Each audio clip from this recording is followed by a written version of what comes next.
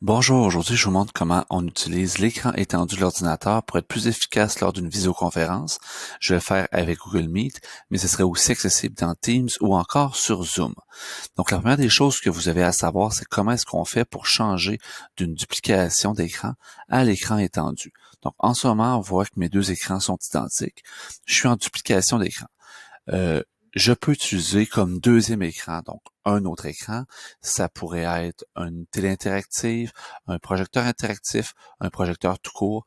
En ce moment, je suis branché à la télé de mon salon. Donc, qu'est-ce que je vais faire pour changer ma duplication et devenir en mode écran étendu? Sur mon bureau, je vais faire un clic droit. Je vais aller choisir paramètres d'affichage. Je vais voir ici que je suis en duplication d'écran. Je vais descendre dans les menus et dans le menu plusieurs écrans, j'ai dupliqué, je vais le changer pour étendre ces affichages. À ce moment-là, on me demande si je veux conserver ces modifications-là. Je conserve les modifications. Donc, une fois que c'est fait, je suis maintenant en écran étendu. Ce que ça veut dire, c'est que ma souris ici, lorsque je l'envoie vers la droite, elle passe dans l'affichage de mon autre écran ici. Là. Je change sur la lune et je reviens ici. Donc, qu'est-ce que je fais pour rentabiliser cet affichage-là? Donc, première des choses que je vais faire, c'est que je vais ouvrir, ici j'ai ouvert une conférence Google Meet. Pour les besoins de la cause, moi j'ai décidé que j'allais prendre mon Google Meet et que j'allais le placer sur ma télé.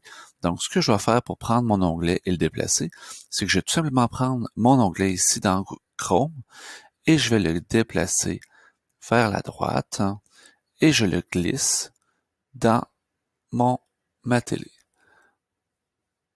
On voit ici qu'il y a un petit ajustement qui s'est fait et mon onglet, il est plein écran sur ma télé.